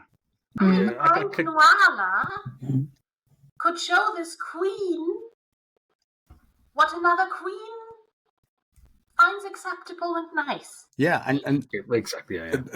Do keep all of those ideas because right now we're just setting the goal that you want to get to, and then we'll see how you individually get towards it. So we have what I've heard so far. The two things like, hey, give up that light, that's ours or something, or hey, come with us to Wolden, become and then part give of up us. the light. But what do you think? I think I'm happy for to bring her with us.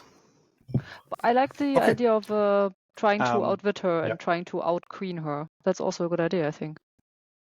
But you can still do that, right? If the ultimate goal of the extended challenge is to get her to come with you, then I'm going to set that at 8, a difficulty of 8, and then it's up to you how you want to do that. And so Nuala has made the start without queening her. I think that's great. I don't know if Numina wants to be an agent an aid in that particular aspect, or whether you want to do your own thing.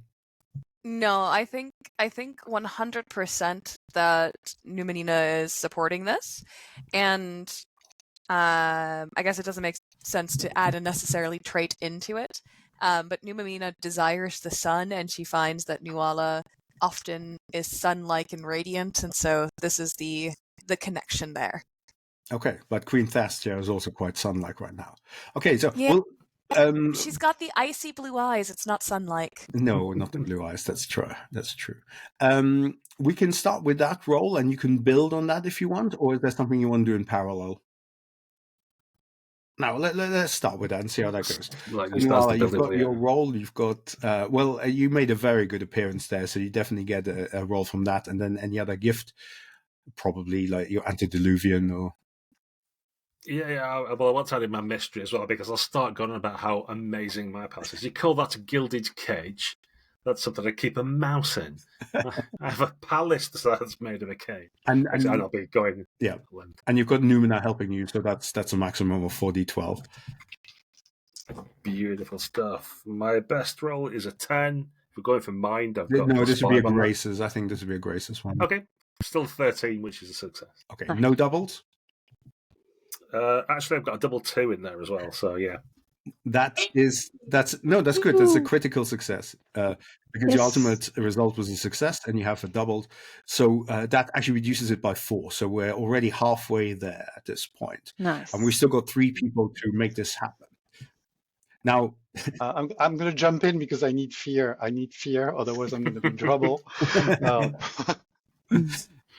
So I think I'm down. By the way, yeah.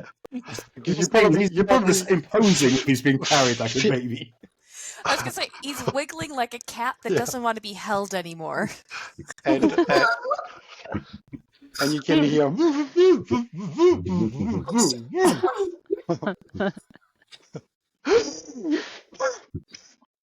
Thank you. Thank you. Where is the queen? I turn you around. What's your approach?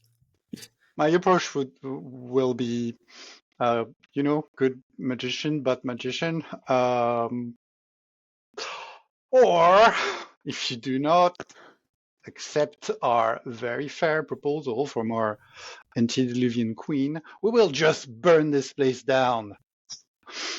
Because the power of the demons that I control, shut up, I control you. Pretend I control you. Will turn this whole place into a torch.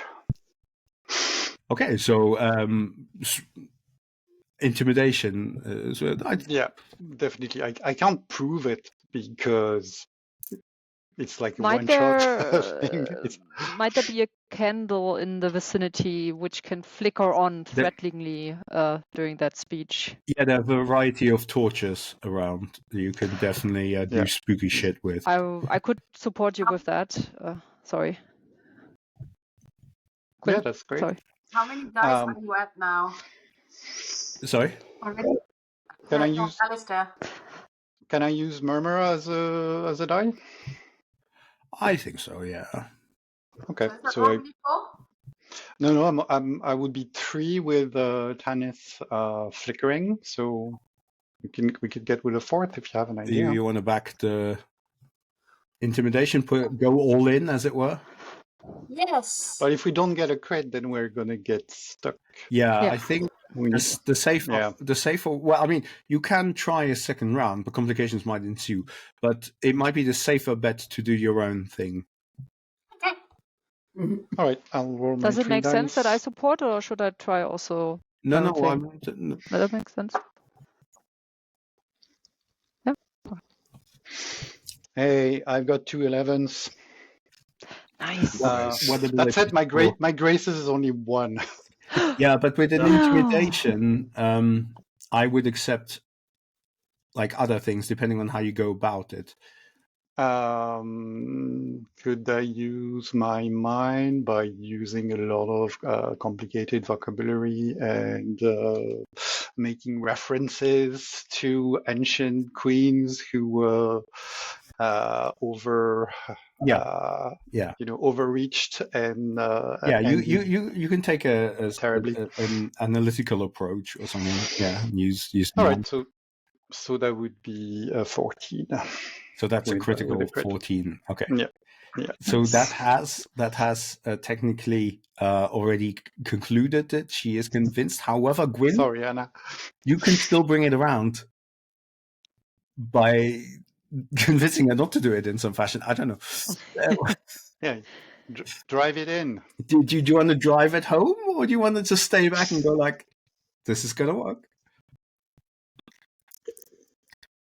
If I fail, if Gwyn fails, is that just bad for me or bad for the mission? I mean, it's probably bad for everyone.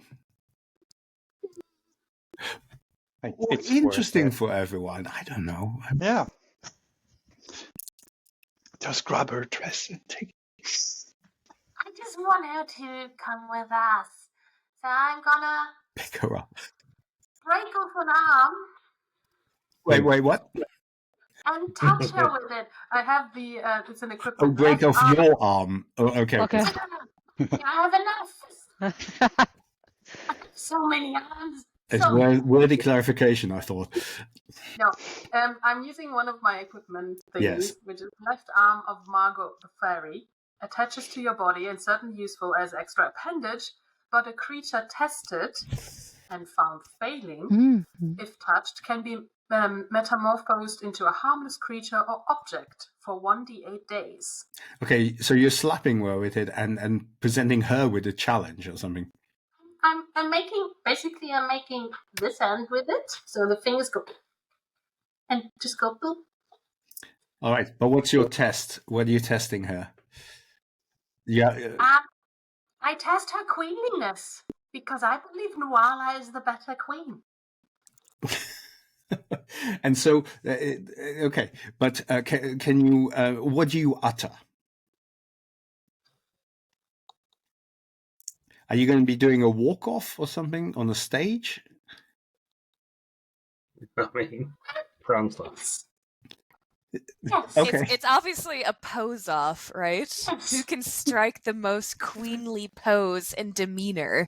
Exactly. Okay. A queen. I lay it off on my hind legs, which is the only two legs I have. The rest is all hands. And just do the citizens with all of them. Like the privilege of a bird. I think that's a graces check. No,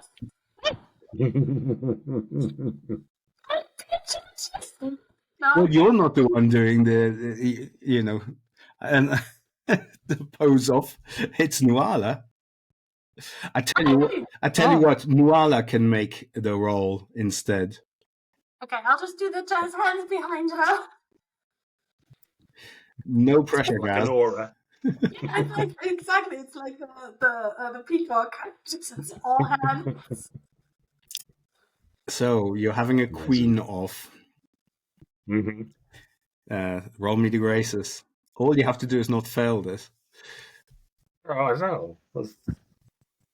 And I support you with one die, I think, right? Even a partial success will be fine. I mean, I rolled an 11 on the die. do and you I've got truly- 3 graces, so it's a 14. Ah, okay. Nuala, with her antediluvian grace, wins the queen off by a mile. Numina apparently is over the hill. Over the moon, sorry, not over the hill. And I imagine the mean is on her like hind legs, and then I'm on her shoulders. So Yeah. this does mean that according to the branch, the arm of Margot the Fairy, she has been found wanting, i.e. Queen Thastia has been found wanting, and you transform her into a flower pot or something like that. Well, then we can take her with us. Flower pot? So now we finally go full circle and come around to the lamentations that I mentioned earlier, because now it's all of the men, the oiled men who were at her feet lamenting the fact that you've destroyed their mistress, their queen, and turned her into a pot plant. Nevertheless, you can easily take her with her now and presumably turn her back somehow, somewhere. We'll worry about that later. 3 days. Question, is the flower pot also illuminated with hidden and inner light? You know what? Yes. All And right. what happened to the dress? What happened to her dress? Yeah, Yes. you'll have to worry about that when she's turned back, I'm afraid. Nuala, do you want more minions? But it seemed terribly gauche to say no. Because there seems to be 7 of them here that are desperately seeking a new queen. Oh, very well. Plus their palace is about to go in flames. That's true. So Numina goes around, trots around, grabbing all the leashes of all the men. I don't know if they've resist. Out of interest, are you freeing Alamina, the Yeah, Gorgon? Okay, I'm freeing. Me, no. I'm gathering the men. I'm freeing her. Yes. I meant you in general. Okay.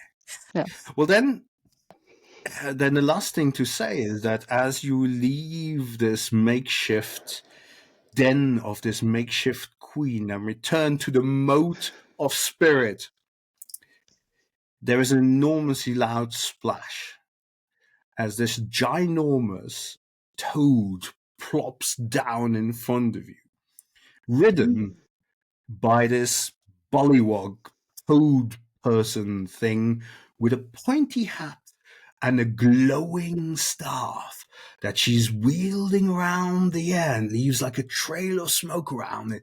And Oh no! in a weird language, to the black worm of weird name that I don't remember offhand. Where are you? The black worm of Foglob. And this green noxious mist that you saw earlier from the group of petrified people starts coming up from behind the lair of the queen. Within it, you see shapes and forms of this lizard-like thing with a spiked back, breathing out its noxious fumes from its nose. But that, as they say, is a story for another time. Oh. Thank you very much. Yes. That's a shame. I was immediately ready to use the 7 men as collateral damage to get us away. Maybe we'll do this another time. It's a trait of mine. I'm fine with collateral damage, apparently. So just never came up. I will stop the live stream in a moment, and if anyone has been watching, thank you very much. But I will be editing a proper video of this together, and that is what will go out to all of our backers and everyone else who might be interested in this beautiful game with these beautiful people. Thank you very much. Bye.